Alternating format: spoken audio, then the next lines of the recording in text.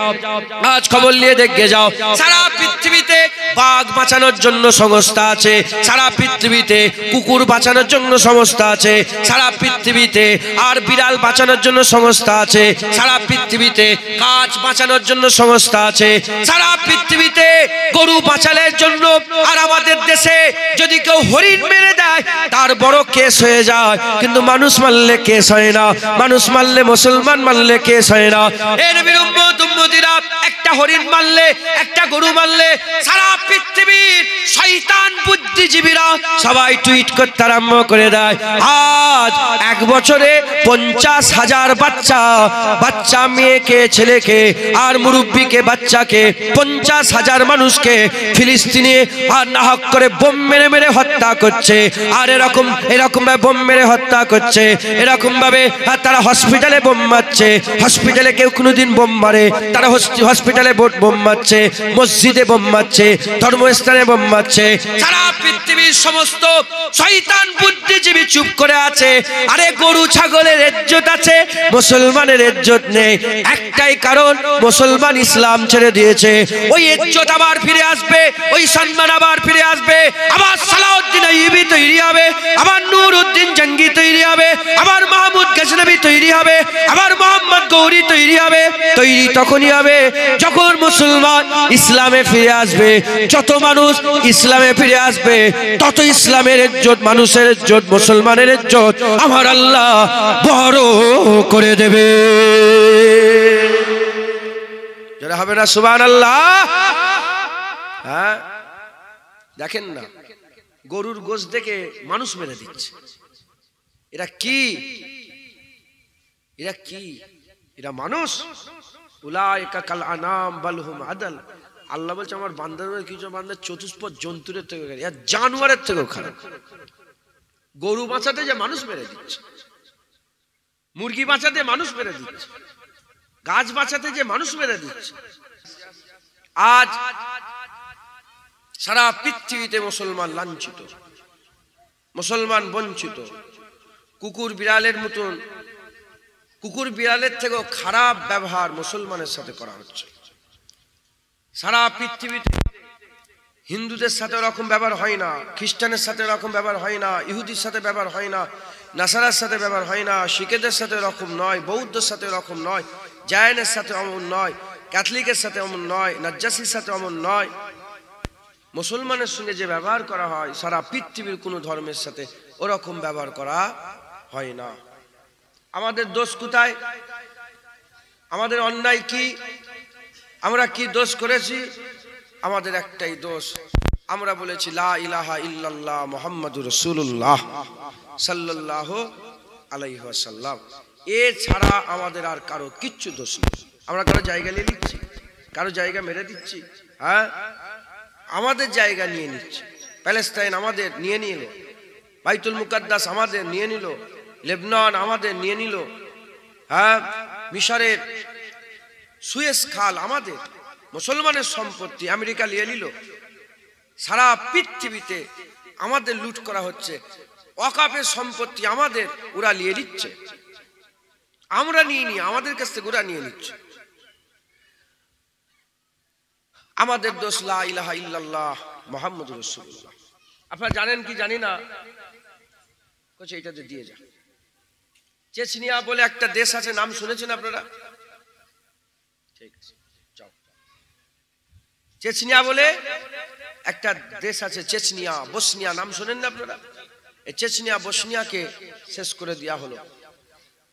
চেচনিয়ার লোক, বসনিয়ার লোক আগে টুপি পরতো, জুব্বা পরতো, পাগড়ি পরতো, মুখে দাড়ি রাখতো, ইসলামে পায়বান ছিল। তারা মনে করলো যে আমরা যদি আমাদের ড্রেসটা চেঞ্জ করি তাহলে পশ্চিমা ওয়েস্টার্ন কালচার যদি আমরা নিয়ে আসতে পারি তাহলে ইংরেজরা, পশ্চিমা কালচার, আমেরিকা, রাশিয়া এরা আমাদের করে ভালোবাসবে। দিন ছেড়ে দিল, ইসলাম ছেড়ে দিল, তারা নিজের ড্রেস চেঞ্জ করলো। সমস্ত কিছু পরিবর্তন করার পরেতেও চেচনিয়া বসনিয়াকে শেষ করে দেওয়া হলো। কেন শেষ করে দেওয়া হলো? তারা মনে করলো যে আমাদের মেয়েগুলো বেপরদা হয়ে গেলে মনে হয় আমরা বেঁচে যাব।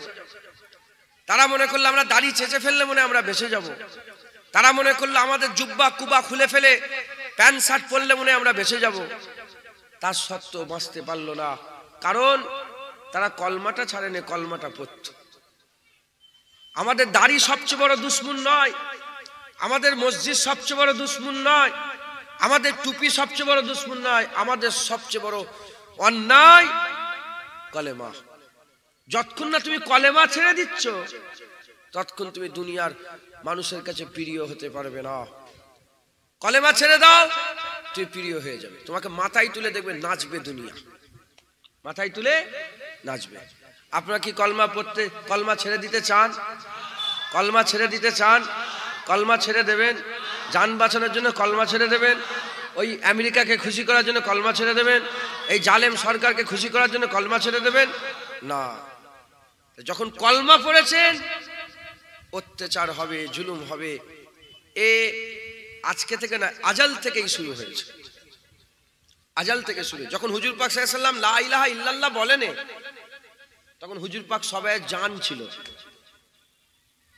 আবু জেহলি বসে থাকতো, উদবাই বসে থাকতো, সাইবাই বসে থাকতো, আল আমিন বলে ডাকতো। তাদের দামি দামি সম্পদগুলো রাসূলুল্লাহর কাছে গিরিবি দিয়ে হুজুর পাকের আমানত হিসাবে হুজুর পাকের কাছে রেখে যেত। যখনই হুজুর শুরু করে দেন লা ইলাহা ইল্লাল্লাহ, বাস ঝগড়া শুরু হয়ে গেল।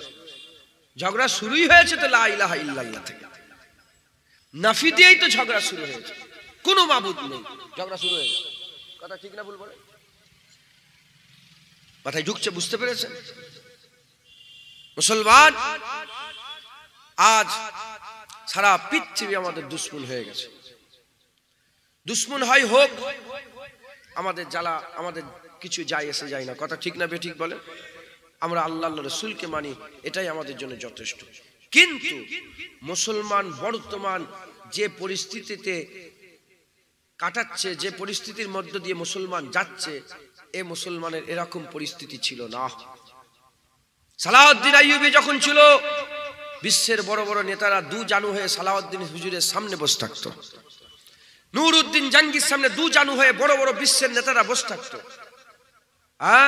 মোহাম্মদ গৌরীর সামনে বসে থাকতো, হযরতে ইউসুফ তাসফিনের সামনে বসে থাকতো, হযরতে শাহ সাহাবউদ্দিনের সামনে বসে থাকতো, হযরতে তারিক বিন জিয়াদের সামনে দু জানু হয়ে বসে থাকতো, বাদশাহ ঔরঙ্গজেব আলমগীরের সামনে বড় বড় বিশ্বের নেতারা দু জানু হয়ে বসে থাকতো, ওমরে ফারুকের সামনে বসে থাকতো, হযরতে ওমর ইবনে আব্দুল আজিজ, ওমর ইবনে আব্দুল আজিজ হুজুরের সামনে বসে থাকতো।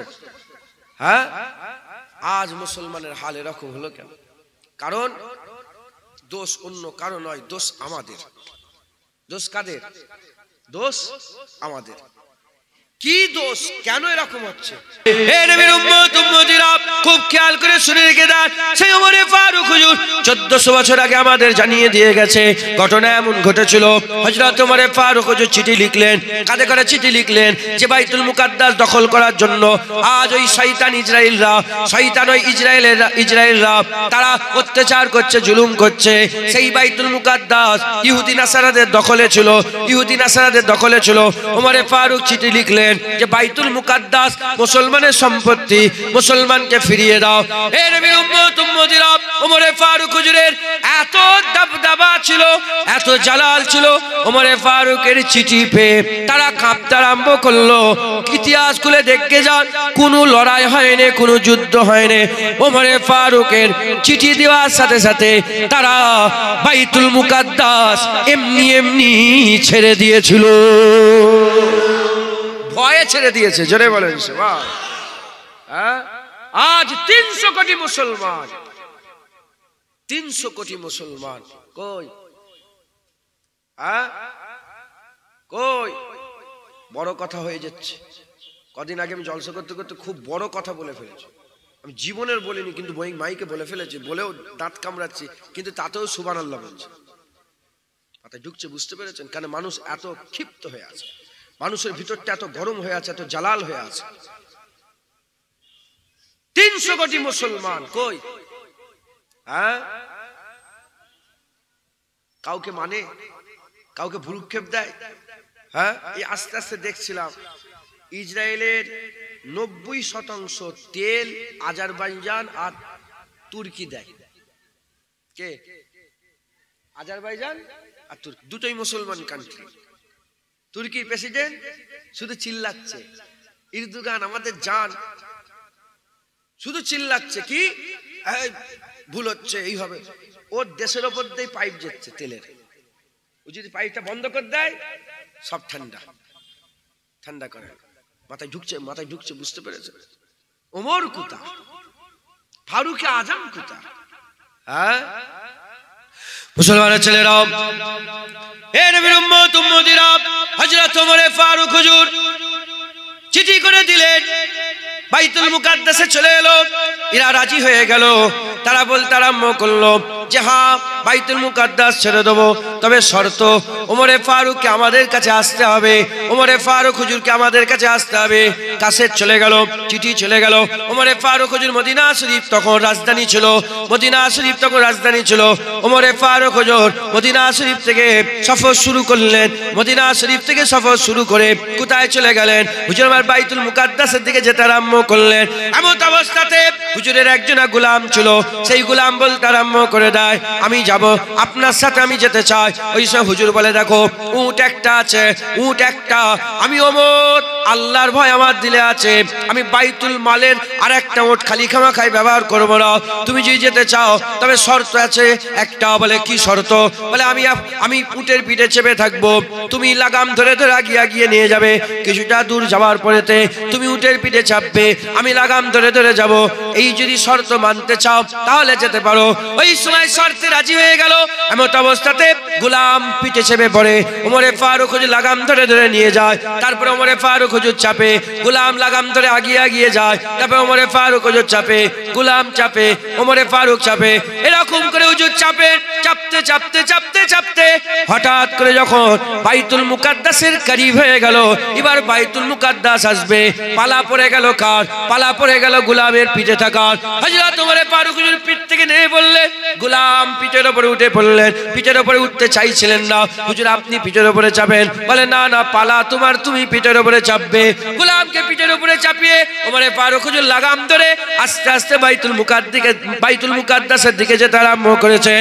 এমন অবস্থাতে খ্রিস্টানের বড় বড় মৌলানা, তাদের বড় বড় পাদ্রী, তাদের রাহেব সব তাওরাত ইনজিল কিতাব নিয়ে দাঁড়িয়ে আছে আর বলতে আরম্ভ করেছে আমাদের ঘরে একটা কথা শোনাও। বলো বলো, এর মধ্যে মালিকটাকে গোলামটাকে, মালিকটাকে গোলামটাকে? বলে কেন? বলে আমাদের তাওরাতে আল্লাহ লিখে দিয়েছেন, ইনজিলে আল্লাহ লিখে দিয়েছেন, মুসলমানের খলিফা যখন বাইতুল মুকাদ্দাস নিতে আসবে তখন খলিফা লাগাম ধরে থাকবে আর উটের পিঠে গোলাম বসে থাকবে। বলো বলো। বলে হা হা, আল্লাহর কথা সত্য, ঠিকই লেখা আছে। ওমরে ফারুক নিচে আছে, গোলাম পিঠের উপরে আছে। সঙ্গে সঙ্গে বলে যখন তাওরাতে এরকম ভাবে লেখা আছে, আমরা আল্লাহর আইন নয়, ওমরে ফারুককে আমাদের বাইতুল মুকাদ্দাসের চাবি এমনি এমনি দিয়ে দেবো।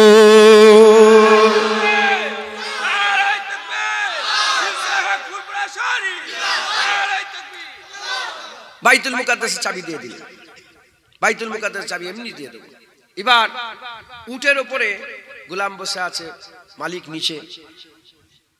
যখন বাইতুল মুকাদ্দাসের দিকে আসছেন, যেতে গেলে সেই সময় একটা খাল ছিল, খানা, ওই ধরেন কি বলবো, জাউনা টাইপের একটা খানা ছিল। তো ওই খাল দিয়ে একছি ফটো তুলুনি, শুনছেন আপনারা? শোনো না, কথাগুলো শোনো না। প্যালেস্টাইনের 50,000 মরেছে, এবার তোমরা মরবে। এই যে জায়গাটার নাম কি? এবার মির্জানগরে বোম পড়বে, রেডি হও। এবার মায়ানমারের মেয়েদের পেটের থেকে বাচ্চা বের করেছে জানেন তো? এবার আমাদের মা বোনের পেট থেকে বাচ্চা বের করবে। এবার জুনায়েদের স্ত্রীর পেট থেকে হয়তো বাচ্চা বের করবে। মাথায় ঢুকছে, বুঝতে পেরেছে? এবার আমাদের পালা এসেছে। এখনো যদি আমরা নিজের জায়গা বুঝে নিতে পারি, ইনশাআল্লাহ আমাদের ধারে কাছে কেউ আসতে পারবে না। বুঝতে হবে হুজুর পাক সাল্লাল্লাহু আলাইহি ওয়াসাল্লামের সুন্নত হচ্ছে, হুজুর পাক ঘটনা ঘটে যাওয়ার পরে সেই ঘটনাটাকে নিয়ে ডিসকাস করতেন না। ঘটনা ঘটার আগেই হুজুর সাবধানতা অবলম্বন করতেন। কবে দাজ্জাল আসবে হুজুর 1000 বছর আগে বলে দিয়ে গেছে। আগে থেকে প্রিপারেশন করেছে, দাজ্জাল আসবে, দাজ্জাল আসবে, দাজ্জাল আসবে, দাজ্জাল আসবে, ইয়াজুজ মাজুজ আসবে, ইয়াজুজ মাজুজ আসবে, ইয়াজুজ মাজুজ আসবে, দাব্বাতুল আরদ আসবে, দাব্বাতুল আরদ আসবে, দাব্বাতুল আরদ আসবে। হ্যাঁ, তাড়াতাড়িয়া ফিতনা বেরোবে, তাড়াতাড়ি ফিতনা বেরোবে, নাকগুলো চ্যাপ্টা হবে, চোখগুলো ছোট ছোট হবে, নাকগুলো ঢুকা ঢুকা হবে, তাড়াতাড়িয়া ফিতনা আসবে। ঢুকছে, বুঝতে পেরেছেন? হ্যাঁ, আমার উম্মতকে হালাক করবে, চোখগুলো ঢুকা ঢুকা হবে, গালগুলো ফুলা ফুলা হবে, বড় বড় জুব্বা পরবে টাকনুর উপরে, হ্যাঁ টাকনুর উপরে কি বলে ইজার পড়বে, আর এত কোরআন পড়বে। হ্যাঁ, তোমরা অত কোরআন পড়তে পারবে না, এত নামাজ পড়বে, তোমরা অত নামাজ পড়তে পারবে না। কিন্তু তাদের ইমানের উদাহরণ কেমন হবে? যেমন কামান থেকে তীর বেরিয়ে গেলে আর ফিরে আসে না, তাদের দিল থেকে ইমান বেরিয়ে যাবে আর ফিরে আসবে না। তারা আমার উম্মতকে হালাক করবে। তারা কোরআন পড়বে, হালাক থেকে এই গলা থেকে কোরআন নিচে নামবে না, মুখের উপরে কোরআন থাকবে। এই হুজুর আগে থেকে আমাদের সব সাবধান করে দিয়েছে। প্রতিটা ঘরে ঘরে গান বাজনা বেড়ে যাবে, মদ বেড়ে যাবে, হ্যাঁ জেনা বেড়ে যাবে, হ্যাঁ হারাম জাদা বেড়ে যাবে, বেশি বেশি হারাম সন্তান পয়দা হবে। কে কার ছেলে বুঝতেই পারবে না, কার কোনটা কি ছেলে। হুজুর আগে থেকে সাবধান করেছে। আর আমরা কি করি? ঘটনা ঘটে গেছে, প্যালেস্তাইনে বোম পড়ছে, এখন আমরা আলোচনা করছি। বোম পড়ার আগে আমরা চিন্তা করি। ওয়াকফ সম্পত্তি চলে যাওয়ার পরে তো বিল পাস হয়ে চলে গেছে, তুমি কি মনে করেছ আছে আর ও চলে গেছে? আল্লাহ যদি বাঁচা যাবে ইনশাআল্লাহ। ও চলে গেছে, ও পাস হয়ে গেছে। মাথায় ঢুকছে, বুঝতে পেরেছেন? যাওয়ার আগে আমাদের চিন্তা করতে হতো, যাওয়ার আগে আমাদের চিন্তা, আমরা চিন্তা করি। এখন মনে হচ্ছে যে মসজিদের দলিলগুলো সব ঠিকঠাক আছে তো খোঁজাখুঁজি করছে। দুটো আইন যেটা করেছে সেটা আমাদের সবচেয়ে বেশি জ্বালা। এক নম্বর কি? এক নম্বর ধরেন 300, 400, 500 বছরের যে মসজিদগুলো আছে না, কাগজ দেখাতে পারলে ভালো, না দেখাতে পারলে এই সরকারের। কে কাগজ দেখায় বলো? কে যত্ন করে রেখেছিল? আমাদের আবহাওয়া, আমাদের যে দেশের আবহাওয়া না, এই আবহাওয়াতে এমনিতেই 100 বছর 150 বছর পরে কাগজ নষ্ট হয়ে যায়, আর থাকে না। বুঝতে পারছেন আপনারা? এই আবহাওয়া এরকম। ধরা আপনি হজের কথা আপনি বলছিলেন, তারপর হজে গেছেন, আপনি উমরায় গেছিলেন, আপনি বলেন মক্কা মদিনা কত তাড়াতাড়ি কাপড় শুকাই বলেন তো? আচ্ছা বলেন, 2 দিন 3 দিন 4 দিন কাপড় পরে থাকলে নোংরা হয়? কই গো বলবেন তো, নোংরা হয়? আপনি মক্কা শরীফ জানেন না, মদিনা শরীফ নোংরা হয় কি? 4 দিন 5 দিন কাপড় পরে থাকবেন নোংরা, ওখানে ঘাম হয় না। ওখানকার আবহাওয়া আলাদা, এখানকার আবহাওয়া আলাদা। 8 ঘন্টার মধ্যে 15-20 মিনিটের মধ্যে কাপড় ধুয়ে শুকুর দেবেন, শুকিয়ে যাবে। খুশক আবহাওয়া, টান আছে, আর আবহাওয়াতে নামই নেই, এজন্য গায়ে ময়লা হয় না বেশি। একটা কাপড় 2 দিন 3 দিন পরে থাকবেন, কিন্তু নোংরা হবে না, তাও ময়লা হয়। কথার নাম লতা, অন্যদিকে চলে যাচ্ছে, আল্লাহ মাফ করেন। তো যাই হোক, এই একটা আইন। আর একটা কি করেছে, যে প্রতিটা ওয়াকফের যে জায়গা আছে, যেমন এস্টেট আছে, এস্টেটে অন্য ধর্মের লোক দিতে হবে, তাহলে মন্দিরেও আমাদের লোক দিতে হবে, মুসলমান ঢুকাতে হবে। শয়তানি জায়গা খুঁজে পাওনি। কথা ঠিক না ভুল বলেন? 3 তালাক বিল পাস হয়েছে, মুসলমান মানে? মুসলমান আল্লাহ যেটা আইন দিচ্ছে সেটাই মানে। কথা ঠিক না ভুল বলেন? হ্যাঁ, যে আইনে মসজিদ ধ্বংস হচ্ছে সেই আইনে আমরা পিশাব করি। কথা ঠিক না বেঠিক বলেন? যে আইনে মসজিদ ধ্বংস হচ্ছে, মসজিদকে ভাঙছে ওরা, ওই আইনে আমরা পিশাব করি। কথা ঠিক না ভুল বলেন? আর যার পাটি ফাটি আছে, হেন তেন আছে, সে পেছন টান রেখে কথা বলবে। হ্যাঁ, আমার পেছন টান কিচ্ছু নেই। আমার দাদাজান হুজুরকে একজন পেপারে বলে, হুজুর দেখেন না কি লিখেছে, বলে হয় কোরআন ছাড়ো নাহলে দেশ ছাড়ো। কি লিখেছে?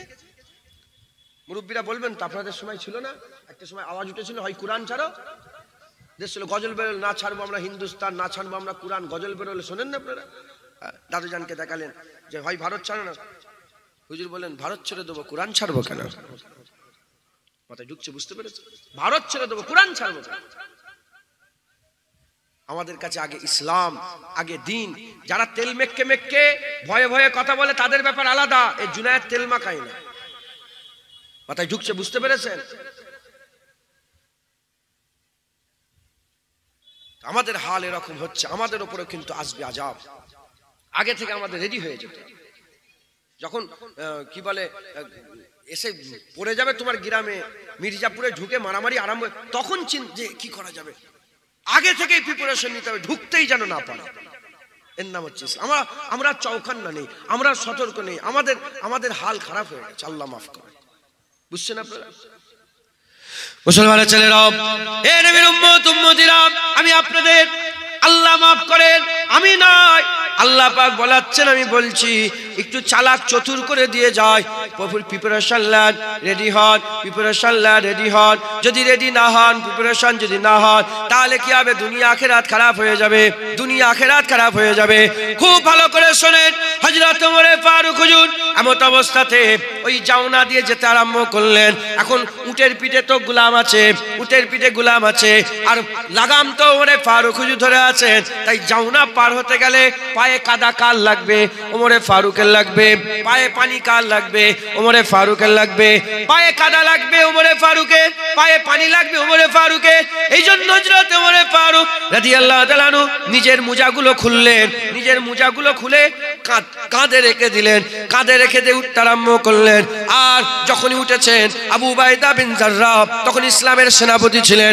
আশারায়ে মুবাশশিরা, ইসলামের 10 জন যে সাহাবা জান্নাতি সাহাবা, 10 জন সাহাবা যে সার্টিফিকেট পেয়েছিল, 10 জন জান্নাতি সার্টিফিকেট পেয়েছিলেন। ওই আশারায়ে মুবাশশিরার মধ্যে 10 নম্বর সাহাবা আবু উবাইদা বিন জাররাহ হযরত ওমর ফারুকের কাছে এসে বলেন, এ কি কাম করেছেন আপনি? এ কি কাজ করেছেন আপনি? মুজাকে কেউ এরকম ভাবে রাখে? রাজা বাদশা দাঁড়িয়ে আছে, এটা কি দেখতে পাচ্ছেন না? বড় বড় সব রাজা বাদশা, ইহুদি নাসারার বড় বড় নেতারা দাঁড়িয়ে আছে, এটা কি আপনি দেখতে পাচ্ছেন না?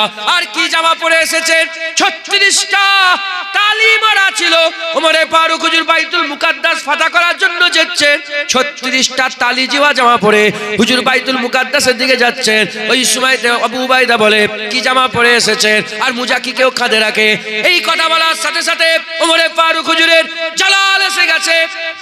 ওমর ফারুক হুজুরের জালাল এসে গেছে, বলতে আরম্ভ করেছে, হে আবু উবাইদা বিন জাররাহ, আমি তোমার ইজ্জত জানি, আমি তোমার সম্মান জানি। মা রাসূলুল্লাহ বলেছেন, প্রতিটা উম্মত একটা করে আমিন থাকে, আমার উম্মতে আমিনুল উম্মাহ আবু উবাইদা বিন জাররাহ। তুমি যদি আমিনুল উম্মাহ না হতে, আর আবু উবাইদা বিন জাররাহ যদি না হতে, তুমি না হয়ে অন্য যদি কেউ এই কথা আমাকে বলতো, আমি এমন মারতাম, এমন তোমাকে শিক্ষা দিতাম, কিয়ামত পর্যন্ত উম্মতে মুসলমানের জন্য এটা ইবরাত হয়ে যেত, এটা ইবরাত হয়ে যেত, এটা উদাহরণ হয়ে যেত, একটা শিক্ষা হয়ে যেত। বলার সাথে সাথে হযরত ওমর ফারুক হুজুর বলে, হে আবু উবাইদা বিন জাররাহ, তুমি কি মনে করেছো ওমর ইসলামকে নিয়ে গেছে 36 লক্ষ মুরব্বা মিল? হযরত ওমর ফারুক হুজুরের জামানাতে ইসলামের সালতানাত ছিল, যেখান থেকে এখান থেকে শুরু করে পুরা বাউন্ডারি ঘুরে যদি ছুটে ছুটে এসে আবার এই জায়গায় এসে যদি কেউ উপস্থিত হতো, এই পুরা বাউন্ডারি ঘুরতে সময় লাগতো কত কিলোমিটার রাস্তা, কত মাইল রাস্তা? 36 লক্ষ মুরব্বা মাইল রাস্তা। এত বড় সালতানাত। ওমর ফারুক হুজুর বলে, আবু উবাইদা, তুমি কি মনে করেছো এই 36 লক্ষ মুরব্বা মিল ওমর ইসলামকে নিয়ে গেছে? না না না, ওমরকে কেউ চিনতো না, ওমরকে কেউ জানতো না, ওমরকে কেউ চিনতো না, ওমরকে কেউ জানতো না।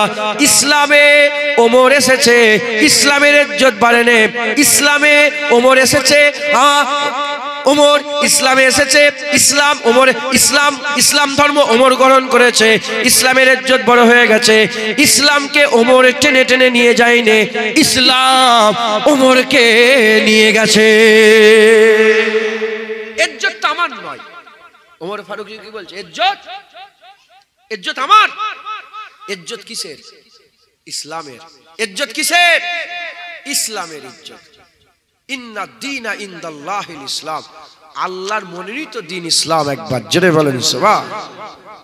ইসলামের ইজ্জত। ওমর ফারুক হুজুর বলছেন যে ইসলাম, আমি ইসলামকে নিয়ে যাইনি 36 লক্ষ মুরব্বা মিল, ইসলাম ওমরকে নিয়ে গেছে 36 মুরব্বা মিল। একবার জোরে বলেন। হে নবীর উম্মত উম্মতিরা, ওমর ফারুক হুজুর ওই সময় বলেছিলেন, যাও মানুষের কানে কানে, মুসলমানদের কানে কানে খবর পৌঁছে দাও। তাই আমারও দায়িত্ব, আমার আল্লাহ পাক আমাকে সুযোগ দিয়ে দিয়েছে আজকে বলার, আলোচনার মাধ্যমে সুযোগ এসে গেছে, তাই আমি আপনাদের কানে কানে পৌঁছে দিয়ে যাই।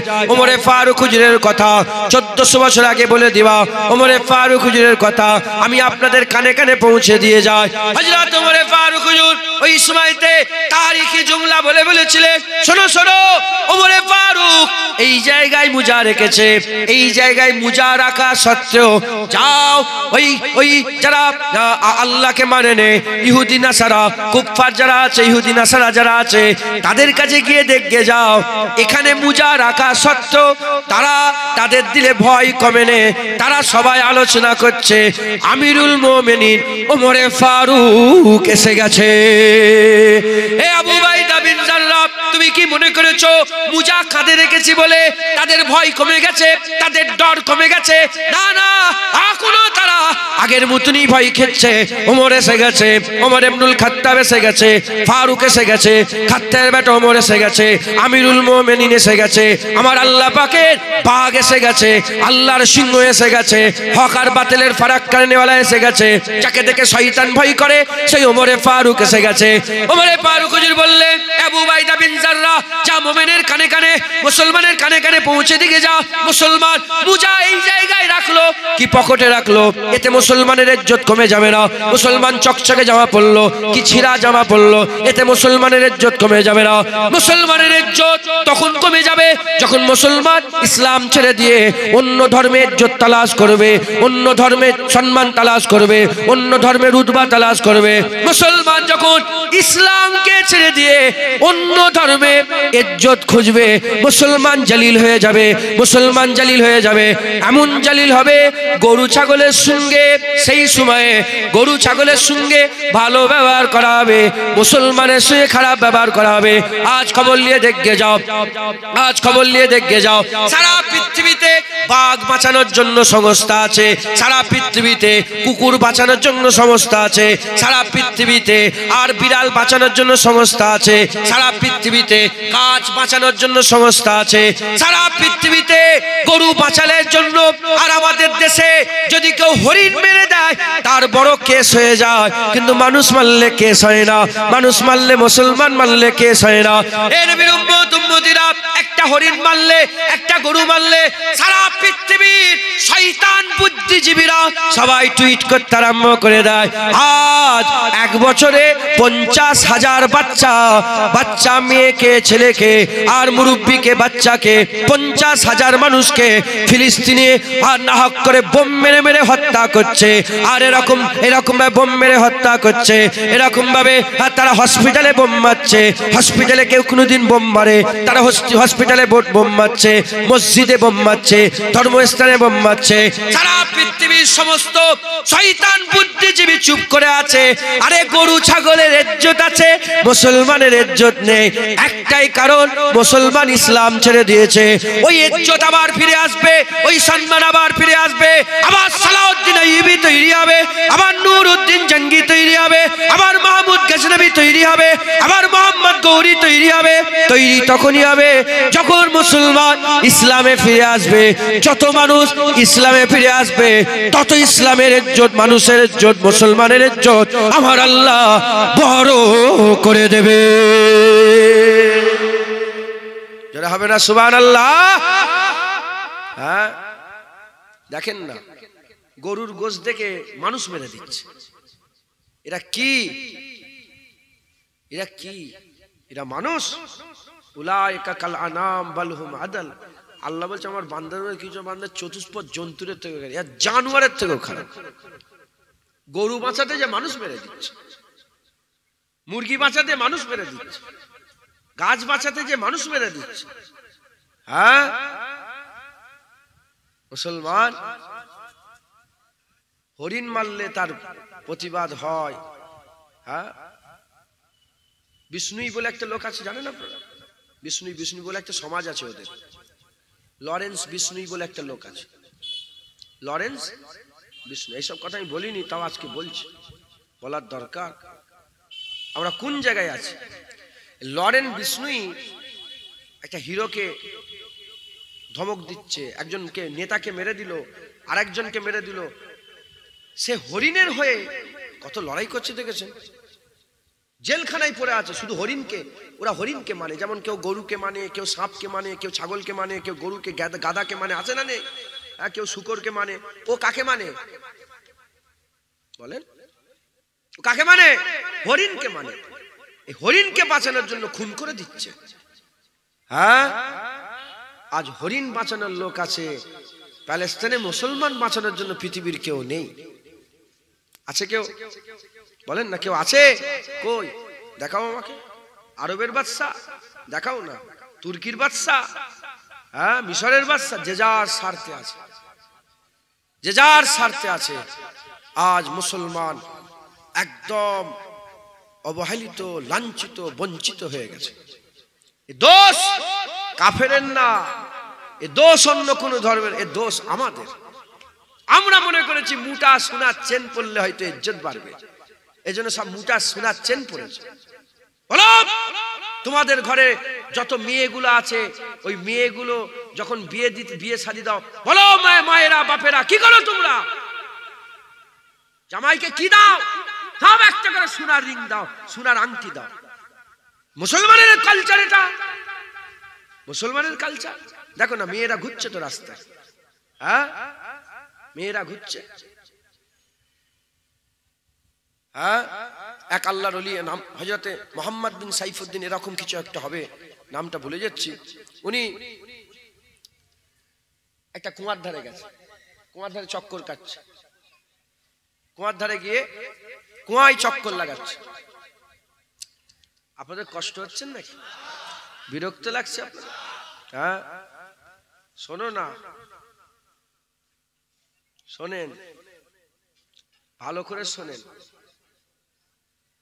এর মধ্যেই যারা আল্লাহ আল্লাহ রসুলের রাস্তায় থাকবে, আমার আল্লাহ বাঁচিয়ে দেবে। কিন্তু তোমরা শোনো ভালো করে। আমি নিজেও আত্মসমালোচনা করতে হবে বেশি বেশি করে। হ্যাঁ, আল্লাহ মাফ করেন। আমি বলছি বলে আমি ভালো তা নয়, আমিও, আমার পেছনে একটা বড় শয়তান লেগে আছে। এটা একটা কনফারেন্স মিটিং হচ্ছে, আলোচনা সভা, যে আমাদের কি করে এই ফিতনা থেকে বাঁচা যাবে, উদ্ধার। আমি বললেই হয়ে গেল? সারা পৃথিবী 300 কোটি মুসলমান, আর এখানে এই 50 জনকে শোনালে হয়ে গেল? হয়ে গেল না, হলেও একটা শুরুয়াত তো হচ্ছে। কথা বলে, একটা শুরুয়াত তো। কদিন আগে টর্নেডো বলে একটা ঝড় হলো না আমেরিকাতে হলো, আল্লাহর গজব এলো। আল্লাহ যেন আর বেশি বেশি করে গজব দেয়। গজব এসে গেল তো ওই সমুদ্রে প্রচুর লক্ষ লক্ষ মাছ উঠে গেছে। একটা বাচ্চা ছেলে মাছগুলো পানিতে ফেলছে, লক্ষ লক্ষ মাছ। একটা বাচ্চা ছেলে কোনোদিন সব মাছ ফেলতে পারে? তোকে সাংবাদিক জিজ্ঞাসা করছে যে তুমি ফেলছো? বলে আমি জানি সব ফেলতে পারবো না, কিন্তু শুরুয়াত তো আমি করছি, একটা হলেও তো আমার ওসিলাই, হ্যাঁ, বাঁচবে। মাথায় ঢুকছে, বুঝতে পেরেছো? তাই আমি আপনাদের সামনে দু এক কথা বলছি। আসার হবে কি তাও জানি না, হ্যাঁ, আসার হবে কি তাও জানি। আল্লাহ মাফ করেন, আমাদের হাল এমন হয়ে গেছে। হ্যাঁ, তো মোহাম্মদ বিন সাইফুদ্দিন না হলে সাহাবুদ্দিন এরকম হবে হুজুরের নাম। তো উনি কুয়ায় চক্কর লাগাচ্ছেন, দড়ি নেই, ডোল, এই বালতি নেই। ভিতর থেকে একটা বাচ্চা মেয়ে বলে, এ আল্লাহর ওলি, কি ব্যাপার? এ শায়েখ, কি হয়েছে? বলে, এই তো বাবা, মেয়ে, আমি উজু করব, জোহরের নামাজ পড়বো, কিছু খুঁজে পাচ্ছি না। বলে, দাঁড়ান দাঁড়ান। এসেছে, থুতু ফেলে দিয়েছে, কুয়া থেকে পানি উপজে উপর থেকে পড়তে আরম্ভ করেছে। জোরে বলেন সুবহান। তো হুজুর, ওই বাচ্চা মেয়েটা বলে, উজু করে নেন। ঘরে ঢুকে গেছে, ঘরে ঢুকে গেছে। যখন ঘরে ঢুকে গেছে, ইনি উজু করে নামাজ পড়েছেন, নামাজ আদায় করলে এবার ঘরের দাস্তাক দিয়েছেন। বলে, এ বেটি, একবার বাইরে এসো। কে তুমি? বলে, আপনার নামাজ হয়ে গেছে? বলে, হ্যাঁ। বলে, যান, চলে যান, আমি গায়ের মহরমের সঙ্গে কথা বলি না, চলে যান। সাফা মারওয়া সাইজ সময় মেয়েদের ছুটার হুকুম আছে? বলেন, যারা হজ করেছেন বলেন না একটু। সাফা মারওয়া সাইজ সময় মেয়েরা একটা জায়গায় ছুটতে হয় না?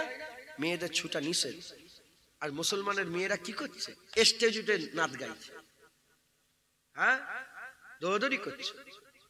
গ্রামে সব লোক জড়া হয়েছে, ঈদকে কেন্দ্র করে কি হচ্ছে? চেয়ার খেলা হচ্ছে, আর মুসলমানের মেয়েরা শুধু দৌড়চ্ছে। তোদের উপর খোদার গজব পড়বে, কি পড়বে? রাগ করছেন আপনারা? আমি মাপ চেয়ে নিচ্ছি, কিন্তু আমি বলবো, আমি নেমে গেলে আমাকে ঘাত ধাক্কা ফেক্কা যা দেবেন দেবেন, আমাকে বলতে দেন। আমাদের ঘরের মেয়েরা চেয়ার খেলছে আর বাপ বসে আছে, মসজিদের মেম্বার বসে আছে, সভাপতি বসে আছে, দাদু বসে আছে, হ্যাঁ হাসছে হ্যাঁ হ্যাঁ করে আর ছুটছে। সাফা মারওয়ার সময় আল্লাহর ঘরে তওয়াফের সময় একটা রামালের বলে ব্যাপার আছে না? নেই? ছেলেদের মেয়েদের রামাল আছে, যেখানে আল্লাহর ঘরে মেয়ে এমন করে যেতে পারে না, সেখানে এখানে খেলাতে, চেয়ার খেলাতে লোক ছুটছে, মেয়েরা দৌড়চ্ছে।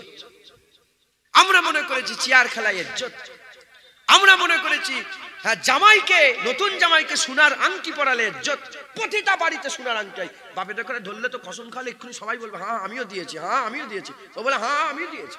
এ আমাদের কালচার নয়, আমরা অন্য জায়গা থেকে এগুলো পেয়েছি। হ্যাঁ আমরা কি করি? আমরা মনে করছি দাড়ি চাচলে মনে হয় ইজ্জতটা বাড়বে। কিছু মনে করেন নাই, বলছি দাড়ি চাচলে মনে হয় ইজ্জত বাড়বে। হ্যাঁ পাশে ঘাটে যাই, ঘোরাঘুরি করি, দাড়ি চেঁচে গেলে মনে হয় আমার ইজ্জতটা বাড়বে। আমরা মনে করি যে জুব্বা পরলে ইজ্জত হবে না, এই প্যান্ট শার্ট পরলে মনে হয় ইজ্জতটা বাড়বে আমার। মুসলমানের ছেলেরা, এ নবীর উম্মত উম্মতিরা, আপনাদের ঘরে আমি বলে দিয়ে যাচ্ছি, এ মুসলমান আমাদের হাল এমন হয়ে গেছে, টুপি হয়ে গেছে, ক্যাপ করি আমরা, ক্যাপ। এখন আবার নতুন নিয়ম, বড় বড় জুব্বা পরে ক্যাপ পরছে, দেখেন না আপনারা? এ নবীর উম্মত উম্মতিরা, আমরা মনে করেছি ক্যাপ পরলে ইজ্জত, এ টুপিতে, এ সুতোর টুপিতে ইজ্জত নেই, ক্যাপ লাগালে ইজ্জত বাড়বে। এ নবীর উম্মত উম্মতিরা, এই রকম করে টুপি হয়ে গেছে খ্রিস্টানের মতন, মুখ হয়ে গেছে হিন্দুদের মতন, আর বিয়ে শাদী হয়ে গেছে বৌদ্ধদের মতন, আর আমাদের ব্যবসা বাণিজ্য হয়ে গেছে নাসারাদের মতন, আমাদের ঘর হয়ে গেছে অন্য ধর্মের মতন। এখন আবার ওহাবি বলে যে দলটা আছে, তারা সারাসার কাবার দিকে মুখ করে, নালে কাবার দিকে পেছন করে পিসাব পায়খানার প্যানগুলো বসিয়ে দিচ্ছে, পিসাব পায়খানার প্যানগুলো বসিয়ে দিচ্ছে। আমাদের বাথরুমগুলো হয়ে গেছে কাফেরের মতন, আমাদের বাথরুমগুলো হয়ে গেছে কাফেরের মতন। এ নবীর উম্মত উম্মতিরা, মুসলমানের ছেলেরা, পুরা সব আমাদের অন্য ধর্মের মতন হয়ে গেছি। আর শুধু বলছি আমরা মুসলমান, আমার নাম জুনায়েদ, আমার নাম জুনায়েদ, আমার বাপের নাম ইউসুফ সিদ্দিকী, আমার দাদুর নাম জুলফিকার আলী সিদ্দিকী, আমার বাপের পরিচয়, মায়ের পরিচয়, আমি মুসলমান, নামে মুসলমান, কাজে মুসলমান একটাও নয়। এই রকমই যদি চলতে থাকে, এই রকমই যদি চলতে থাকে, আমরা বেইজ্জত হয়ে যাব। ওমর ফারুক হুজুর বলছেন, যদি এরকম চলে, মানুষের সঙ্গে, মুসলমানের সঙ্গে, গরু ছাগলের সঙ্গে যে ব্যবহার হয় তার থেকেও খারাপ ব্যবহার করা হবে। কিন্তু যদি আমরা আমাদের মুখটা ইসলামের মতন করে নেই, আমাদের টুপি যদি মুসলমানের হয়ে যায়, আমাদের জুব্বা যদি মুসলমান হয়ে যায়, আমাদের বিয়ে শাদী যদি মুসলমানের হয়ে যায়, ব্যবসা বাণিজ্য যদি মুসলমানের হয়ে যায়, ঘর বাড়ি যদি মুসলমানের হয়ে যায়, আমাদের মেয়েরা, আল্লাহ পাক কুরআনে বলছে, নবীদের ঘরের মেয়েরা যেমন পর্দা করবে, নবীদের ঘরের মেয়েদের মতনই ইসলামের মুমিনের ঘরের মেয়েরা নবীদের ঘরের মেয়েদের মতন পর্দা করবে। আমাদের ঘরের মেয়েরাও যদি নবীদের ঘরের মেয়েদের মতন পর্দা শুরু করে দেয়, পর্দা শুরু করে দেয়, ইনশাআল্লাহ আল্লাহকে সাক্ষী রেখে বলে দিয়ে যায়, আবার জজবাওয়ালা হয়ে যাবে।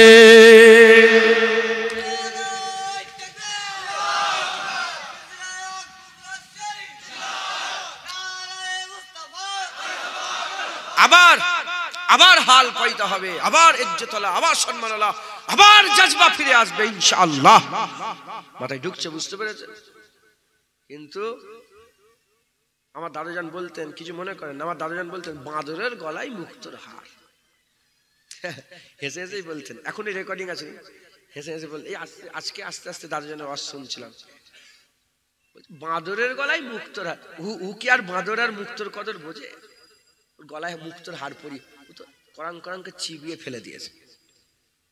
ধুপলো গাছে মুক্তো ছড়ানো, ধুপলো গাছ মানে বন গাছ, দেখেন না ঘাসে সব ধুপলো ঘাস ফোটে, আর ওতে যদি মন মন তুমি মুক্তো ছড়াও, কোনো লাভ হবে? দেখা যাবে। আল্লাহ মাফ করেন, বাঁদরের গলায় মুক্তোর হার নাই তো, বলেন? ধুপলো গাছে মুক্তো ছড়ানো নাই তো। ঘরে যাবেন, আল্লাহ রাসূল বলছেন, আল্লাহ পাক কোরআনে বলছেন, কুআনফুসাকুম ওয়া আহলিকুম নারা, নিজে বাঁচো, নিজের পরিবারটাকে বাঁচাও।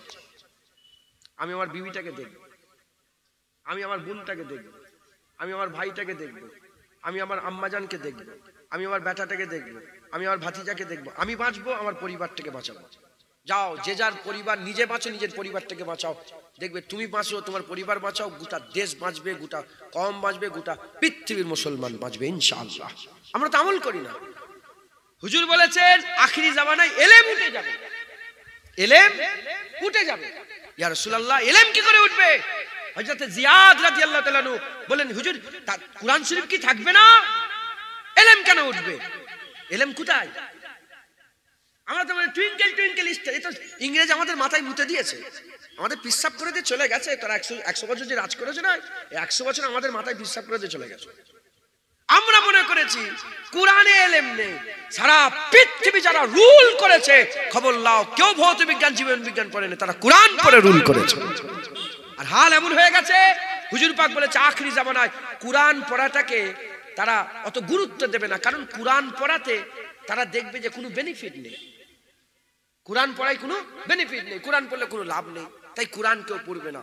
কিন্তু কুরআনেই সবকিছু আছে, কুরআনেই সবকিছু আছে, কুরআন শরীফের মধ্যেই আমার আল্লাহ সব রাস্তা বলে দিয়েছেন। তো যাই হোক, হুজুর বলেন আখিরি জামানায় এলেম উঠে যাবে। জিয়াদ রাদিয়াল্লাহু তাআলা বললেন, হুজুর কুরআন থাকবে না? কুরআন থাকবে, এলেম উঠবে কেন? হুজুর বললেন, আমি মনে করতাম, হাদিস পাকের মধ্যে হুজুর বলেন যে এইরকম ভাবে আছে, হুজুর বলেন আমি মনে করতাম তুমি একটা বড় আলেম মদিনার, তোমার মুখ থেকে এরকম কথা বেরোলো, সঙ্গে সঙ্গে চুপ। হুজুর বললেন তাওরাত নেই? বলে হ্যাঁ ইয়া রাসূলুল্লাহ। ইনজিল নেই? বলে হ্যাঁ ইয়া রাসূলুল্লাহ। তাওরাত ইনজিলে কি আমার কথা নেই? বলে হ্যাঁ আছে ইয়া রাসূলুল্লাহ। বলে আমাকে মানে? ইহুদি নাসারা আমাকে মানে? বলে না ইয়া রাসূলুল্লাহ। বলে কেন মানে না? তারা শুধু কুরআন পড়ে, কুরআনের ভিতরে কি আছে এটা জানার চেষ্টা করে না। আমার উম্মত আখিরি জামানায় শুধু কুরআন পড়বে। বাপ মরে যাচ্ছে, মাথার কাছে কুরআন পড়ে, নামাজ পড়ো, আল্লাহু আকবার, আলহামদুলিল্লাহ রাব্বিল আলামিন, আররহমানির রহিম, আমি শুধু কুরআন পড়ো, কিন্তু কুরআনের ভিতরে কি আছে, আলহামদুলিল্লাহ রাব্বিল আলামিন মানে কি এ জানে, আর রহমানির রহিম মানে কি, মালিক ইয়াউমিদ্দিন মানে কি জানে। তারা শুধু কুরআন পড়বে, কিন্তু কুরআনের ভিতরে কি আছে এটা জানার তারা চেষ্টা, মানের দিকে খেয়াল করে শুধু কুরআন পড়বে, এই করে এলেম উঠে যাবে। তো কুরআন শরীফে আমার আল্লাহ বলেছেন সারা পৃথিবীর মানুষ যদি কুরআন পড়তো, মানতো, বুঝতো, তাহলে নিজে বাঁচতো, নিজের পরিবারকে বাঁচাবার চেষ্টা করতো, আল্লাহ পাক গোটা ইসলাম কওমকে বাঁচিয়ে দিতেন। একবার জোরে বলেন সুবহান। আচ্ছা বলেন তো আল্লাহ পাক তো ওয়াদা করেছেন যে আমি মুসলমানের সাথে থাকবো। কাদের সাথে? মুসলমানের সাথে থাকবো। তাহলে আমাদের সাথে যদি আল্লাহ থাকে, ইসরায়েল আমাদের বুকের উপর এরকম ভাবে বোম ফেলে, কারণ কি? কারণ কি? মুসলমানের ছেলেরা, এর নবীর উম্মত উম্মতিরা, তাই আমি আপনাদের বলে দিয়ে যাই, ফিরে আসতে হবে আমাদের ঘরে, আল্লাহ রাস্তায় ফিরে আসতে হবে, আল্লাহ রাস্তায় ফিরে আসতে হবে। জেনে রেখে দেবেন, জেনে রেখে দেবেন, আজ 50,000 মানুষকে মেরে দিল, 50,000 মানুষকে মেরে দিল, ওই জায়গায় পিটিয়ে পিটিয়ে মেরে দিল। রাজস্থানে মালদার একটা বেটাকে, মালদার একটা ছেলেকে, আমাদেরই মুরিদ হয়, মালদার ওই ছেলেটাকে পিটিয়ে পিটিয়ে মেরে দিল। এর উম্মত উম্মতিরা ট্রেন থেকে ফেলে দিচ্ছে, ট্রেনে মেরে দিচ্ছে। আজ এরকম হচ্ছে কেন? আজ এরকম হচ্ছে কেন? এরকম তো ছিল না, এরকম তো ছিল না। খবর নিয়ে দেখে যাও, সালাউদ্দিন আইয়ুবী হুজুরের কানে চলে এলো, এক মহিলার সঙ্গে কোন এক দেশের বাদশা খারাপ ব্যবহার করেছে। সঙ্গে সঙ্গে সালাউদ্দিন আইয়ুবী ধমকি দিয়ে বলে, ওই মেয়েটা হচ্ছে মুসলমানের সম্পদ, ওর গায়ে যদি আরেকটা হাত দেওয়া হয়, পুরা শক্তি নিয়ে তোমার সালতানাতকে ওলট পালট করে রেখে দেবো। এর উম্মত উম্মতিরা, হাদিস পাকের মধ্যে এসেছে, রোমের বাদশা যখন রোম শাসন করছে, এখন যেমন আমেরিকার সুপার পাওয়ার, তখন রোম সুপার পাওয়ার ছিল। কিসরায় রোম, কাইসারে রোম, কিসরায় রোম, কাইসারে রোম, কিসরায় ইরান, এই ইরান সব সুপার পাওয়ার ছিল। এর উম্মত উম্মতিরা, এমত অবস্থাতে আর মদিনা শরীফ থেকে একজন সাধারণ মানুষ ব্যবসা করার জন্য রোমে গিয়েছে, রোমে ব্যবসা করছে।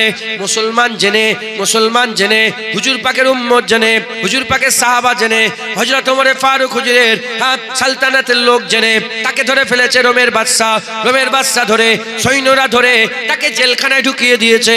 যখন রোমের বাদশা তাকে জেলখানায় ঢুকিয়ে দিয়েছে, এই খবর চলতে চলতে ওমর ফারুকের কাছে চলে এসেছে। কজনকে জেলখানায় ঢুকিয়েছে? একজনকে জেলখানায় ঢুকিয়েছে। এখানে কজনকে মেরেছে? এ তো সরকারি হিসাব বলছে 50,000। কত হাজার কত মানুষকে মেরেছে এ আল্লাহ ছাড়া কেউ জানে না। এ নবীর উম্মত উম্মতিরা 50,000 মানুষ মেরে দিল, কারো মুখে কোনো কথা নাই। একজন মানুষকে মেরে দেয়নি, জেলখানায় ধরে রেখেছে।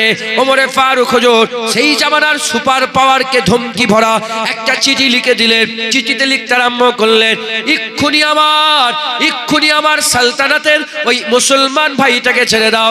কুল্লু মুমিন ইখওয়াতুন, প্রতিটা মুমিন মুসলমান ভাই ভাই, ওই ইখওয়া ভাই ভাই, ওই ভাইকে ছেড়ে দাও। যদি ওকে না ছেড়ে দাও তাহলে এত বড় সৈন্য নিয়ে যাব যার শুরু হবে রোমে, শেষ হবে মদিনা শরীফে।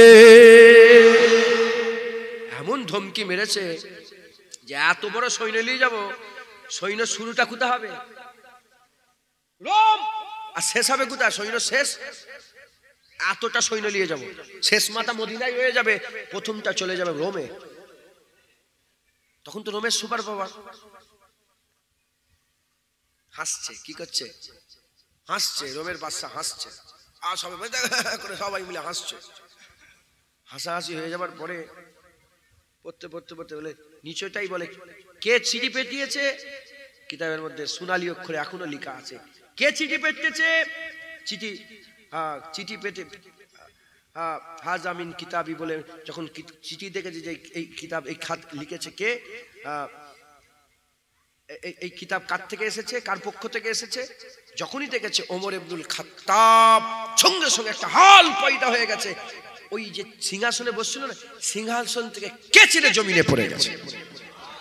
ওমরে ফারুক হুজুরের নাম শুনে কে ছিঁড়ে জমিনে পড়ে গেছে। কাউকে কিচ্ছু বুঝতে দেয়নি। বাদশা তো সুপার পাওয়ার, তো বুঝতে দেয়নি। একটা খাস নুমাইন্দা ঠিক করেছে। নুমাইন্দা ঠিক করে বলে, যাও তো ওমরটাকে ডেকে এসো, তো এত বড় ধমকি দিল আমাকে, আর নাম পড়ে আমার হাল খারাপ হয়ে গেছে, যাও তো ডেকে এসো। এসছে এসে বলে, ওমরে ফারুকের রাজত্ব কোথা, সিংহাসন কোথা, হেন কোথা, তানা কোথা? বলে কিচ্ছু নেই। বলে কোথায়? বলে এই খেজুর বাগানে শুয়ে আছে। খেজুর বাগানে গিয়েছে। খেজুর বাগানে যখন শুয়ে আছে, ও যখন খাস নুমাইন্দা মানে খুব স্পেশাল লোককে পাঠিয়েছে, বড় যোদ্ধাকে, একা এসছে। যখন এসে দেখে খেজুর বাগানে শুয়ে আছে, ওমরে ফারুক হুজুর ঘুমোচ্ছিলেন। কোনো গার্ড নেই, কোনো রাজা নেই, কোনো গার্ড নেই, কোনো সৈন্য নেই, একা জমিনের উপরে শুয়ে আছে। এমন অবস্থাতে যখন কাছাকাছি গেছে, উনি নিজে বলছেন, যে এসছিল উনি নিজে বলছেন যে আমি বড় বড় যুদ্ধের ময়দানে গেছি, আর বড় বড় অপোনেন্টের সাথে আমি লড়াই করেছি। আমি কোন লড়াইয়ে, কোন যুদ্ধের ময়দানে অত আমার ভয় লাগে না, আমি ভয় খাইনি। যতটা ভয় ঘুমন্ত ওমরকে দেখে আমার লেগেছে। একবার জোরে বলেন সুবহান। ঘুমন্ত ওমরকে দেখে আমার যে ভয় লেগেছে, ও ভয় আমি বড় বড় যুদ্ধের ময়দানে পাইনি। বড় বড় অপোনেন্টের সঙ্গে আমার থেকে বড় বড় বড় লড়াইয়ের ময়দানে সৈন্যের সাথে লড়াই করে আমার অত ভয় লাগে না ঘুমন্ত ওমরকে দেখে। আমার মনের মধ্যে, আল্লামা রুম রহমাতুল্লাহ মাসনাবিতে এই ঘটনা লিখেছেন, তার মনের মধ্যে একটা হালচাল পয়দা হয়ে গেল। সে জানার চেষ্টা করলো যে এ ভয়টা কি ভয়, এ ভয় কি ভয়। আল্লামা রুম রহমাতুল্লাহ বলছে, এ ভয় ওমরের ভয় নয়, এ ভয় আল্লাহর ভয়। ওমর ফারুককে দেখে যে ভয়টা লাগলো, এ ভয়টা কার ভয়? কি হয়েছে তোমাদের? এই ছেলে যাও, এ ভয় কার ভয়? আল্লাহর ভয়। এ ভয় আল্লাহর ভয়। ছোট হুজুরকে দেখেছেন? ছোট হুজুরকে দেখেন? ছোট হুজুরকে দেখেছেন? ছোট হুজুরকে দেখেছেন? আমার দাদুজান ছোট হুজুরকে দেখেছেন? আপনি দেখেছেন? দেখেছেন? মাশাআল্লাহ। এখানে জলসা করেছেন? এই জায়গায় জলসা করেছেন? ছোট হুজুর কি তলোয়ার নিয়ে ঘুরতো একটা? তাকে কোনো ছুরি থাকতো? বলেন না। সাইডে কোনো গার্ড থাকতো? সব এখন সব দেখেন না, সব গার্ড নিয়ে ঘুরছে। হ্যাঁ, কালো কালো ড্রেস পরে ঝরঝর করে নেমে যাচ্ছে। ওয়াশ করতে এসছে না মারামারি করতে এসছে? বললে অনেক কথা থাক। ছোট হুজুরের কি গার্ড ছিল? আল্লাহকে সাক্ষী রেখে বলেন, এইসব জোয়ান ছেলেগুলোকে শুনান, আমি তো জানি না, আমি আপনার সঙ্গে এই ব্যাপারে কোনোদিন কথা বলেছি যে আমি যখন বলবো তোমরা এই উত্তর দেবে, এরকম কোনো কথা হয়েছে নাকি? আল্লাহকে সাক্ষী রেখে বলেন, ছোট হুজুরকে দেখলে ভয় লাগতো না লাগতো না? বুক কাঁপতো তো? হ্যাঁ বলেন না, সত্যি কথা বলছেন না? আমি বলছি বলে বলছেন। ছোট হুজুরের ভয় কার ভয়? আল্লাহর ভয়। মুসলমানের ছেলেরা, এর নবীর উম্মত উম্মতিরা, বান্দা বান্দা যখন আল্লাহকে ভয় করে, আমার আল্লাহ পাক ওই বান্দার ভয়টা আর বান্দার মধ্যে সীমাবদ্ধ রাখে না। আমি যখন আপনি আল্লাহকে ভয় করবেন, আপনি যখন আল্লাহকে ভয় করবেন, আল্লাহ পাকের মখলুকরা আপনাকে ভয় করবে। এ নবীর উম্মত উম্মতিরা, ছোট হুজুর আল্লাহকে ভয় পেতেন, মানুষ ছোট হুজুরকে ভয় খেতেন, দাদা হুজুর আল্লাহকে ভয় খেতেন। তখনকার রাজা বাদশাহ জমিদাররা দাদা হুজুরকে ভয় খেতেন, ওই রকম দ্বারা খাজা হুজুর আল্লাহকে ভয় খেতেন। তখনকার পৃথ্বীরাজ আল্লাহ পাকের হুকুমে যখন তিনি যখন খাজা হুজুর আল্লাহকে খাজা হুজুর আল্লাহকে ভয় খেতেন, যখন পৃথ্বীরাজ খাজা হুজুরকে দেখেছিলেন ভয় খেয়েছেন। এ নবীর উম্মত উম্মতিরা, মুসলমানের ছেলেরা, ওই রকম দ্বারা আজ যদি আমরা আল্লাহকে ভয় করি, আমরাও যদি আল্লাহকে ভয় করি, আমাদের গ্রামে 10টা 20টা 50টা 100টা, পাশের গ্রামে 10টা 20টা 50টা 100টা, আমাদের থানায় 1000 1500 2000, আমাদের পাশের থানায় 10,000 20,000 15,000, পাশের রাজ্যে 1 লাখ 2 লাখ 5 লাখ, পাশের দেশে 2 লাখ 1 কোটি 1.5 কোটি 2 কোটি। যদি গোটা পৃথিবীতে এই রকম ভয় খানাওয়ালা পয়দা হয়ে যায়, আবার কুফার যারা আছে, আবার কুফর যারা আছে, কাফের যারা আছে, যারা অন্য ধর্মের লোক আছে, তারা আবার ভয় খাবে। মাথায় ঢুকছে? বুঝতে পারছেন আপনারা? আমরা নিজেরাই তো আল্লাহকে ভয় করি। ভয় করি, ভয় করে তো সুদের টিকিট, সুদের লোন লাও কেন? গোটা গ্রাম লোনে ভর্তি হয়ে গেছে, সত্য না মিথ্যে? গোটা গ্রাম লটারির টিকিট কাটে। আল্লাহকে ভয় করি আমরা? আমাদের ঘরে মেয়েগুলো কিরকম বেপরদায় ঘুরছে, যাও না যে আজকে এক্ষুনি উঠে যে দেখে এসো না একবার তুমি। আমি তো জানি, যাও না, আমার বীজদান বলছে যে একবার দেখে এসো না। উন্না পর্যন্ত মাথায় দেয়নি, উন্না উন্না। আল্লাহ মাফ করেন, ওপরে থুতু পড়লে নিজের গায়ে পড়ে। আল্লাহ মাফ করেন, আপনাদের মা কি আমার মা নয়? আপনাদের বোন কি আমার বোন নয়? আপনারা কি আমাদের ভাই নয়? আপনারা কি আমাদের বাপজান নয়? তবে আল্লাহ পাক যে বলছেন কু আনফুসাকুম ওয়া আহলিকুম নারা, আপনারা হচ্ছে আমাদের পরিবার। তাই আমি নিজে বাঁচার চেষ্টা করি, আপনাদের বাঁচাবার জন্য, আগুন থেকে বাঁচানোর জন্য আমি আপনাদের সামনে বলে দিয়ে যাই, পরিবর্তন হতে হবে, বেশি নয়। এই জায়গায়, এই যে মির্জানগর, এই যে মির্জানগরের আমি আপনাদের করে বলছে, এই মির্জানগরে ধরেন 100টা ঘর আছে। এই 100 ঘরের লোক যদি দাড়িওয়ালা হয়ে যায়, টুপিওয়ালা হয়ে যায়, পাগড়িওয়ালা হয়ে যায়, এই 100 ঘরের লোক যদি হারাম ছেড়ে দেয়, সুদ ছেড়ে দেয়, জুম্মার দিনও মসজিদে যেমন ভিড় হয়, ফজরের নামাজেও যদি ওরকম ভিড় হতে আরম্ভ হয়ে যায়, আর এই 100 ঘরের যদি মেয়েরা পর্দা নিশিনা হয়ে যায়, পর্দা নিশিনা হয়ে যায়, এমন পর্দা নিজের চাচাতো ভাইকেও দেখা দেওয়া যাবে না, নিজের জামাইকেও দেখা দেওয়া যাবে না, একদম পুরা পায়বন্দ ভাবে যদি তারা শরিয়াতের মধ্যে আর নিজের পাকে শরিয়াতের মধ্যে জমিয়ে নেয়। হে নবীর উম্মত উম্মতিরা, আমি আল্লাহকে সাক্ষী রেখে বলে দিয়ে যাচ্ছি, কিতাব দিকে খেয়াল করে, আগেকারের মানুষের দিকে খেয়াল করে আমি বলে দিয়ে যাচ্ছি, এই 100 লোকের গরম 100 কিলোমিটার দূর পর্যন্ত কাফের মেহসুস করবে। কিন্তু কই, আমি চলে যাব, আওয়াজ চলে যাব কি নাইকতে নেবলেই না সুদের দোকানে চলে, কি বলে লোনের, কি বলে এটাকে, টিকিটের দোকানে না চলে যায়। বুঝতে পারছেন না আপনারা?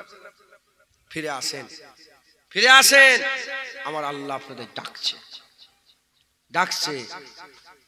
হে নবীর উম্মত উম্মতিরা, এটা তো একটা কারণ বললাম, কারণ আমরা ইসলাম থেকে থেকে সরে গেছি, দিন থেকে সরে গেছি, আমরা আল্লাহ পাকের হুকুম আহকাম থেকে সরে গেছে। আর একটা কারণ বলে দিয়ে যায়, আজ গোটা পৃথিবীর মানুষ বেইজ্জত হচ্ছে কেন, আজ লাঞ্ছিত বঞ্চিত হচ্ছে কেন? মেয়ে দেখে আজ নিলামে তোলা হচ্ছে।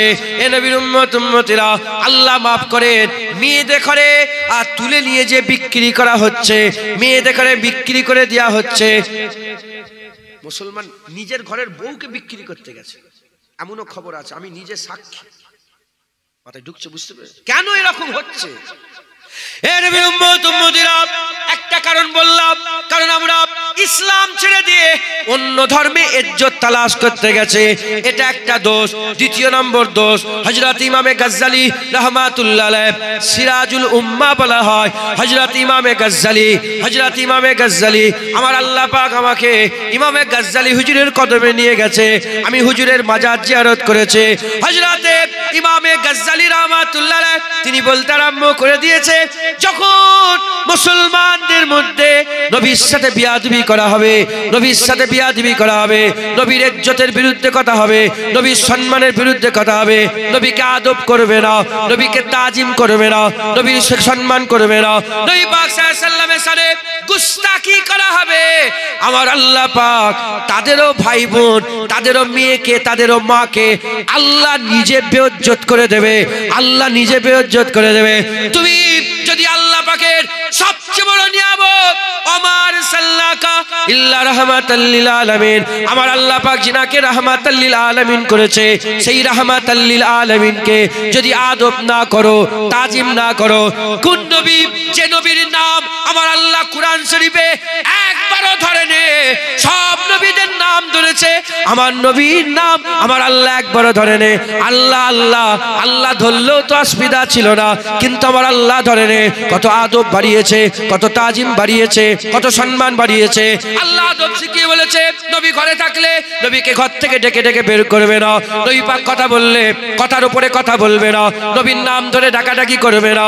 তোমরা যেমন একে অপরের নাম ধরে ডাকাডাকি করো, নবীর নাম ধরে ডাকাডাকি করবে না, নবীর আগে কুরবানি দেবে না, নবীর আগে রোজা রাখবে না।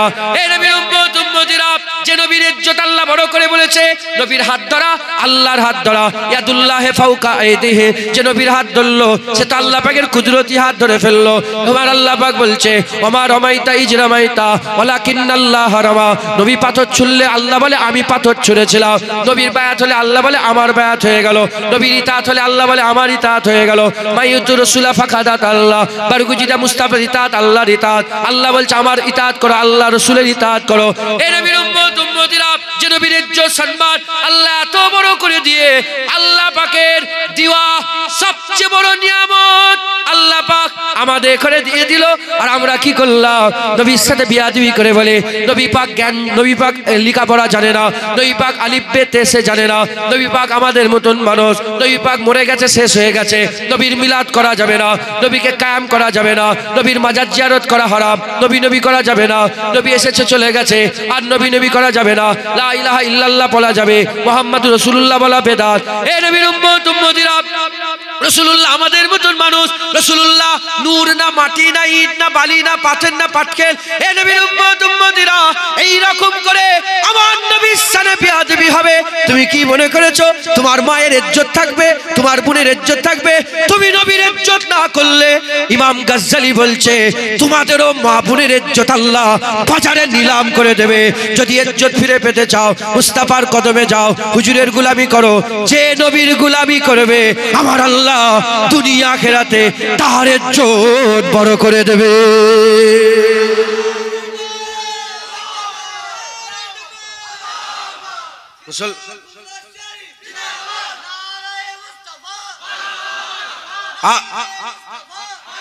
আজ বলেন কি হচ্ছে? গায়রা যে যেখানে পাচ্ছে নবীর সাথে বিয়াদবি। আমি কোন সুয়ারের দিকে খেয়াল করে বলছি না, আমি বড় কথা বললাম। আর বাপ জানে সে শুয়ে আছে, শুনছ? আমি কোন সুয়ারের দিকে কথা বলছি না। নবীকে ভিখারির বাচ্চা বলছে, ওর মা বোনের ইজ্জত লুটবে, দেখবে ধর্ষণ করবে ওর মা বোনকে। আমার নবীর বিরুদ্ধে কেন কথা হলো বলো? সাহস কি করে হলো? তোমার বোনের ইজ্জত টানলে তোমার বোনের উন্নাদ হয়ে টানলে তোমার চোখ লাল হয়ে যায়, একাই গোটা পৃথিবীর সঙ্গে ঝগড়া করতে রাজি হয়ে যাও। আর নবীর বিরুদ্ধে কথা হচ্ছে, কি করতে কলমা পড়েছো নবীর, যাও বেরিয়ে যাও দিন থেকে, ইসলাম থেকে বেরিয়ে যাও। হ্যাঁ, দারুল ইসলাম বলে আমি নিজে যে ওর গলার সাঁকিগুলো টেনে টেনে ছিঁড়ে খুলে নিত। তুমি কি মনে করেছো নবীর বেইজ্জত হবে? তোমরা ভ্যাল ভ্যাল ভ্যাল করে চেয়ে চেয়ে দেখবে, আর তোমাদের ইজ্জত থাকবে, তোমাদের সাথে কুত্তার মতন ব্যবহার হবে। জুনায়েদ যদি করে, জুনায়েদের সাথে কুকুরের ব্যবহার হবে। দেখেন কি বলছে, এত কিছু মশলা আছে। মেয়েরা বেপরদা হয়ে গেছে, জানা বলকে জানা বিয়াদব, জানা বলকে জানা। ঈদে লোক ডান্স করছে, ঈদের ফাংশন করে না, ঈদে বড় বড় স্টেজ করে গানলে নাচে না, দেখেন না আপনারা?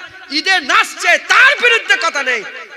নবী লেখাপড়া জানে, আলিফ বে তেসে জানে, মাইক ছুঁড়ে যেন মাথা ফেটিয়ে দিত, আলিফ বে জানে। কি মনে করেছো, কি মনে করেছো? হ্যাঁ, তুমি নবীর বেইজ্জত করবে, নবীর আদব করবে না, নবীর সাথে গুস্তাখি করবে, আর তোমার মা বোনকে আল্লাহ ইজ্জতে রাখবে?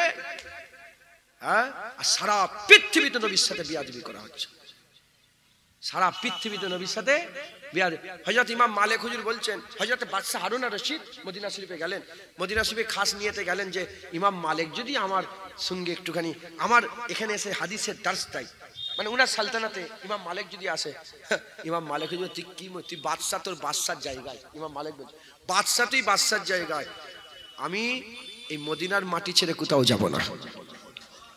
এজন্য তো ইমাম মালিক হুজুর সারা জীবন, কিছু কম বেশি 70 বছর মদিনা শরীফে ছিলেন। হজ করেছে একবার, উমরা করেছে একবার। চিন্তা করে দেখছেন আপনি, সারা জীবন কোথায় ছিলেন? মদিনা শরীফে। হজ করেছে কবার? ফরজ হজ একবার করেছে, আর উমরা করেছে কবার? একবার। কেন কেন হুজুর, কেন আপনি কেন একবার ফরজ হজ?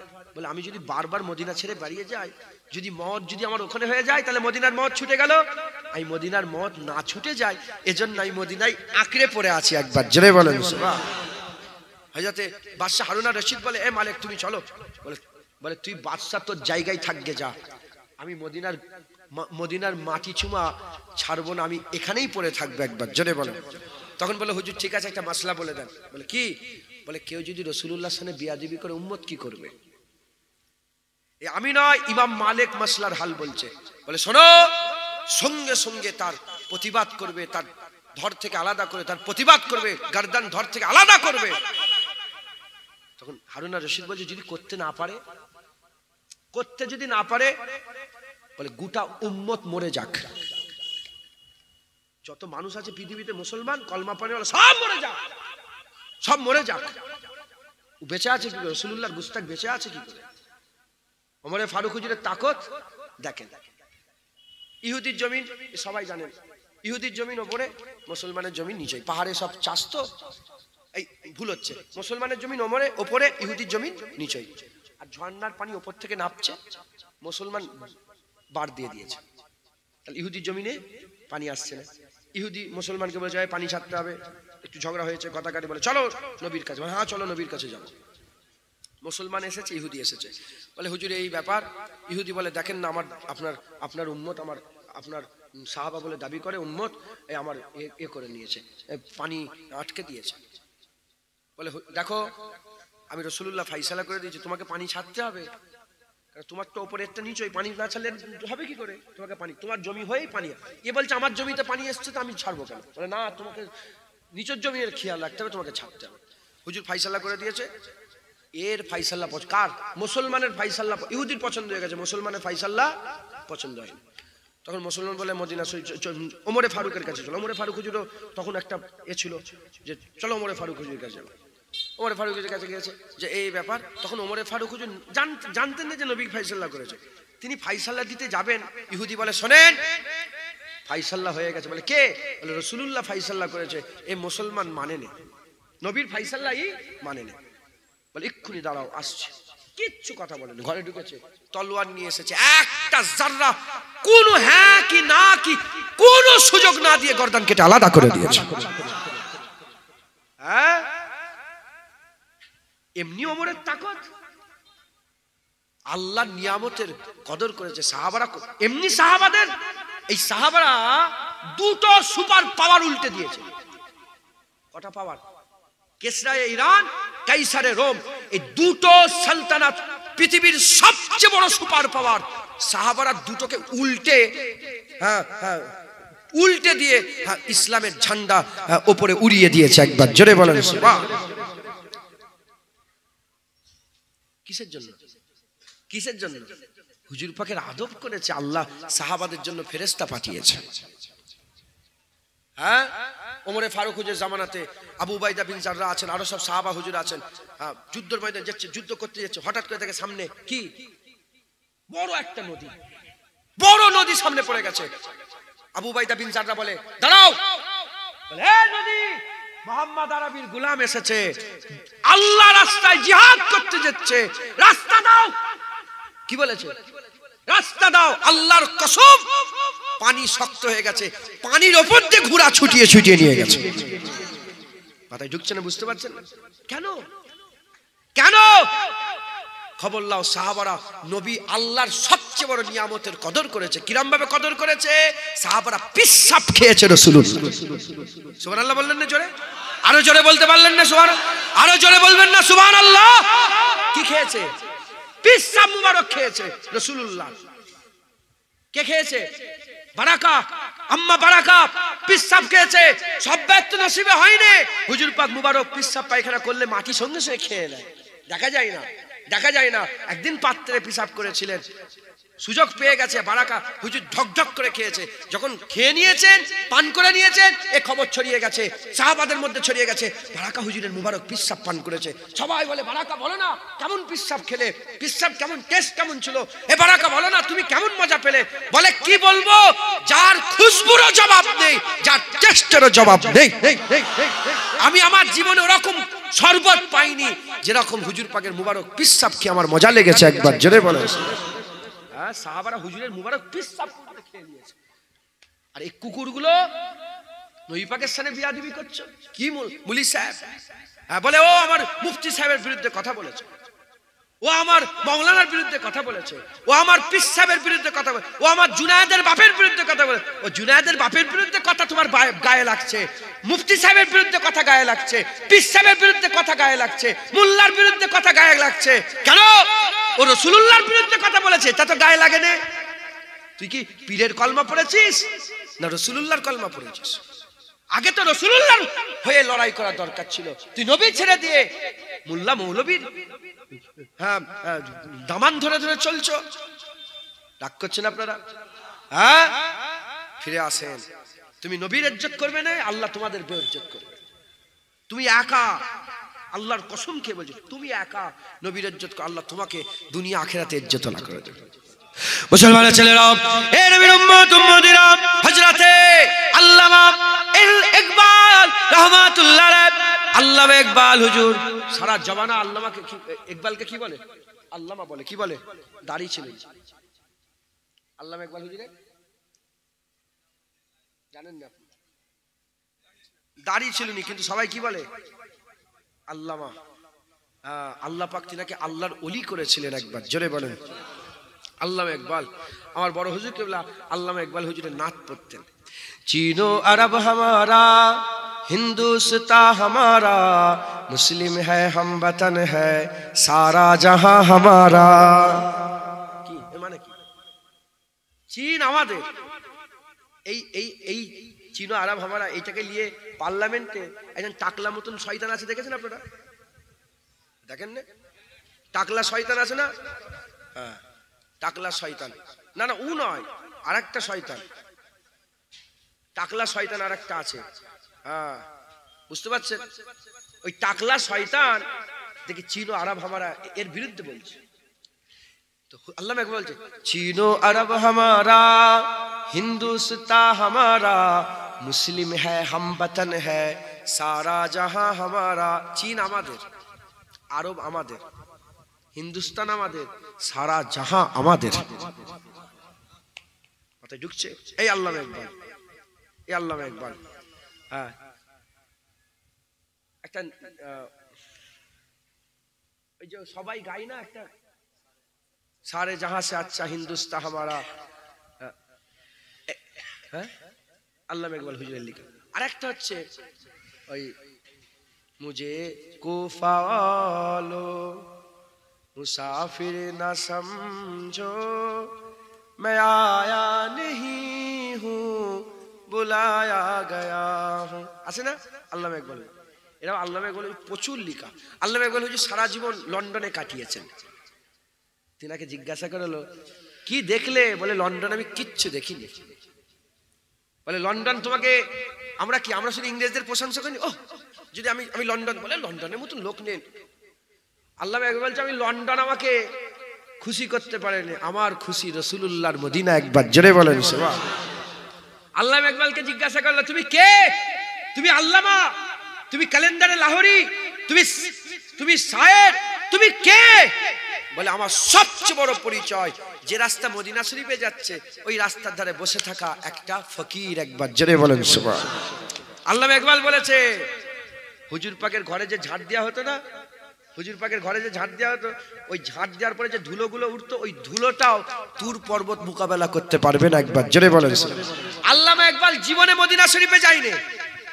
আল্লামা ইকবাল হুজুর জীবনে মদিনা শরীফ। বলে কেন? বলে আমি কি মুখলে রাসূলুল্লাহর দরবারে যাব, হুজুরের দরবারে যে যাব আমি ভয়ে যেতে পারিনি। আল্লামা ইকবাল বলেছে যদি আল্লাহ আপনি আমাকে কিয়ামতে ধরে নেন, এই শুনছেন আপনারা, যদি আপনি আমাকে ধরে নেন আমার গুনার কারণে, যদি আমাকে জাহান্নামের লেগে ধরে নেন, আল্লাহ পাক আপনি শুধু এইটুকুন আমার উপর রহম করবেন, রাসূলুল্লাহর সামনে আমাকে নিয়ে আসবেন না, আলাদা আলাদা নুকিয়ে নুকিয়ে জাহান্নাম দেবেন, হুজুরকে বুঝতে দেবেন। দেখেছেন আশিকে রাসূল এমনি আল্লামা ইকবালের লেগে গোটা পৃথিবীর লোক পাগল। হ্যাঁ, সেই আল্লামা ইকবাল হুজুর সশরীরে তো জীবনে মদিনা শরীফে যায় না, তাসাব্বুরে চলে গেছে। যে হুজুর পাকের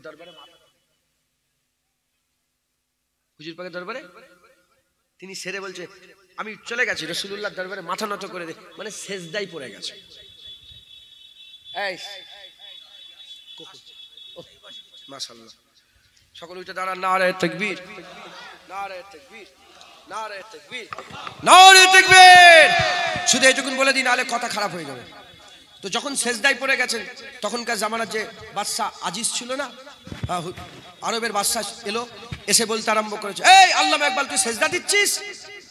বলে তুই কি মনে করেছিস আমলোকের সাথে কথা? আমি সেজদা দিইনি, আমি চোখের পলক দিয়ে মদিনার ধুলোবালি সাফ করছি। আমি চোখের পলক দিয়ে, মাথা হ্যাট করে চোখের পলক দিয়ে মদিনার ধুলো সাফ করছি। একবার জোরে বলেন সুবহান। অতএব আপনারা সকলে যদি ইজ্জত পেতে চান, যদি সম্মান পেতে চান, তাহলে কি করে ইজ্জত পাবেন? হুজুর পাকের গোলামি করবেন আর ইসলামের দায়রার মধ্যে চলে আসেন, নামাজ পড়েন, 5 ওয়াক্ত মসজিদে ভিড় করেন। নারে তাকবীর, নারে তাকবীর। আওলাদে মুজাদ্দিদে জামান শাহজাহান হুজুর কিবলা, শাহজাহান হুজুর কিবলা। নারে তাকবীর, নারে তাকবীর, নারে তাকবীর, নারে তাকবীর। হিজবুল্লাহ, হিজবুল্লাহ, আহলে সুন্নাতুল জামাত, আহলে সুন্নাতুল জামাত। শাহজাহান হুজুর কিবলা, শাহজাহান হুজুর কিবলা। নারে তাকবীর।